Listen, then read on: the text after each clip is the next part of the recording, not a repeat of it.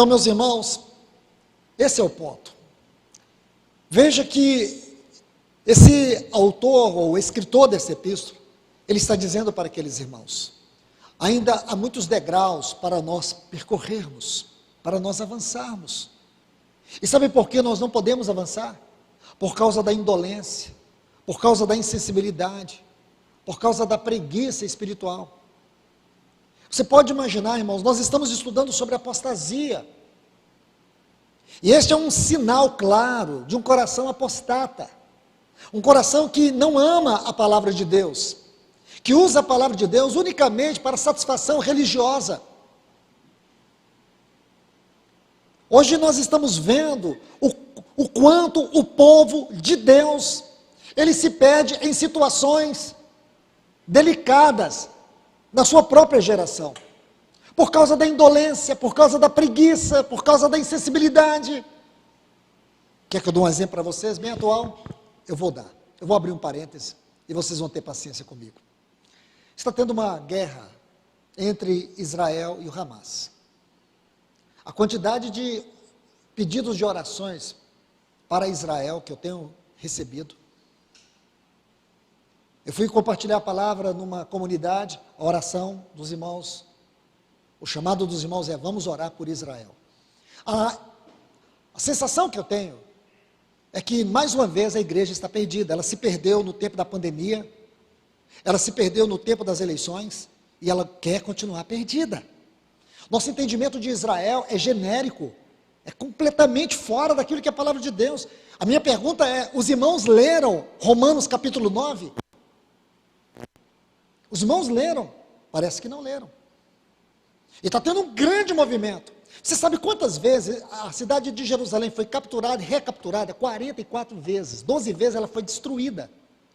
E será que até hoje, como está lá no Salmo 83, vamos orar por Jerusalém, para que haja paz em Jerusalém? A paz veio. A paz veio. A paz veio encarnada. E eles não quiseram.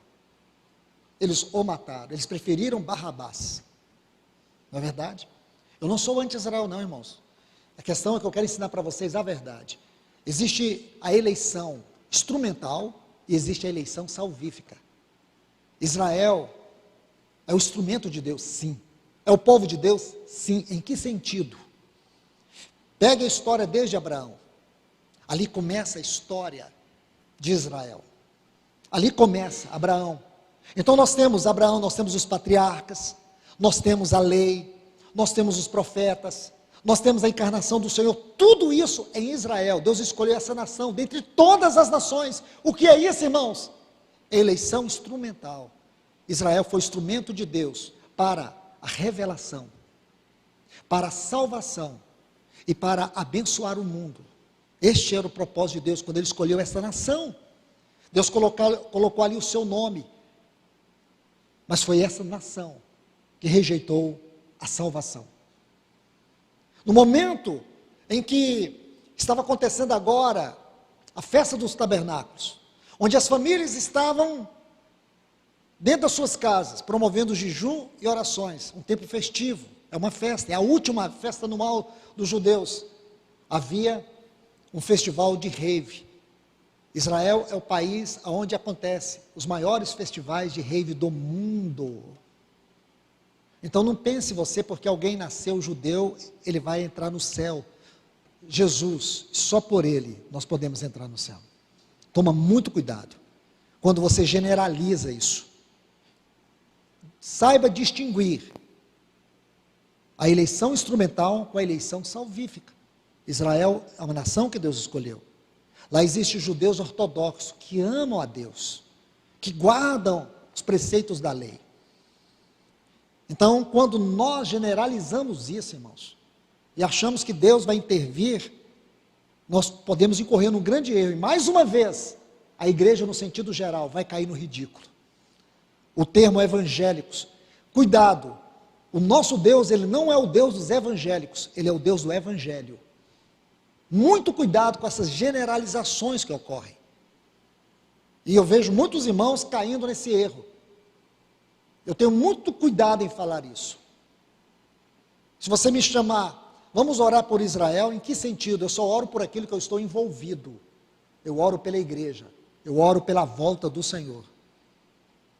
Jesus, Ele nunca nos chamou para orar por Israel. Não há um ensino nos evangelhos, nas epístolas. Muito cuidado, irmãos.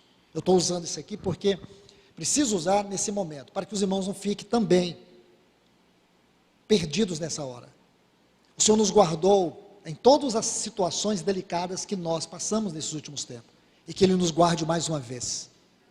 Eu lamento muito, irmãos, que se você entrar nessa guerra, você vai incorrer na incoerência. Porque, é claro, não podemos tirar os olhos e achar que Israel é uma nação qualquer. Não é. Não é uma nação qualquer. Ela tem uma história espiritual, tem uma história divina. Mas cuidado, quando você coloca Israel acima da igreja.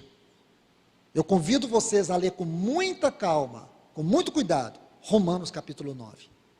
Especialmente, dá uma olhada no versículo 27, e você vai saber do que eu estou falando. E saiba distinguir eleição instrumental com eleição salvífica. Aí você vai entender, este é um ponto muito importante nessa hora. E aqui nós vemos um outro problema também, que é recorrente. É quando nós nos perdemos na espiritualidade, no caminho. Olha o que esse autor está dizendo. Há algo muito rico aqui sobre a grandeza do ministério de Cristo, como o nosso sumo sacerdote. Ele tinha muita coisa para dizer, mas por que ele não pôde avançar nisso? Por causa da indolência, por causa da apostasia. Por causa da indolência, por causa da apostasia, ele não pôde avançar.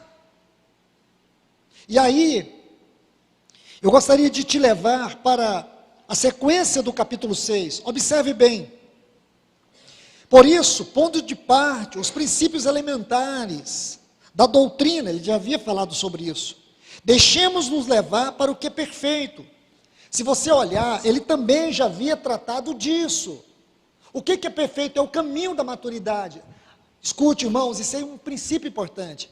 Nunca a Bíblia vai falar de perfeição, sendo uma palavra que define um fim em si mesma. Não. Perfeição na Bíblia é maturidade. Ele está falando de maturidade. Qual é o grande perigo da apostasia aqui?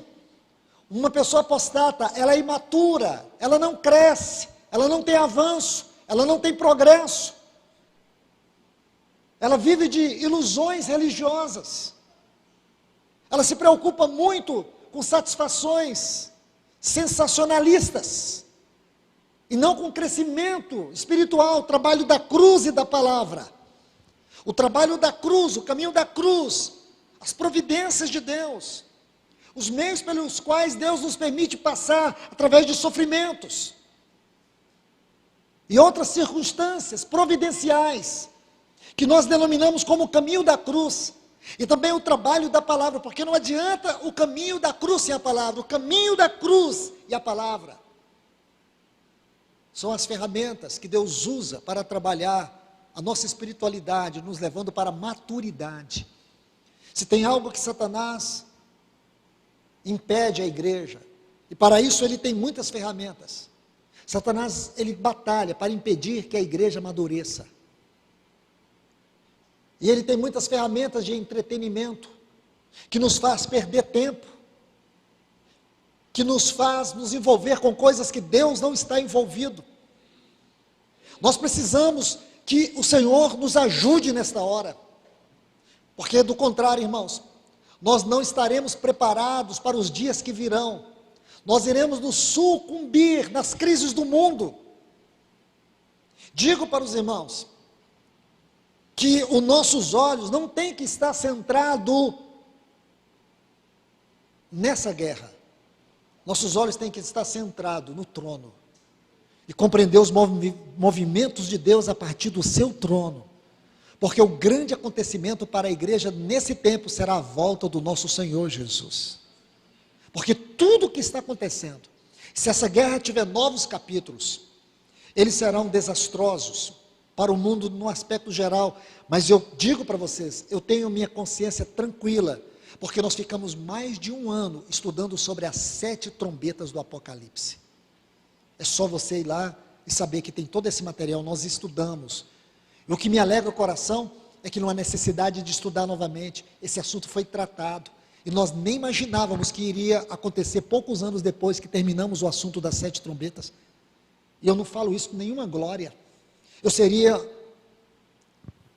extremamente infantil se eu olhasse para isso e achasse alguma glória para mim.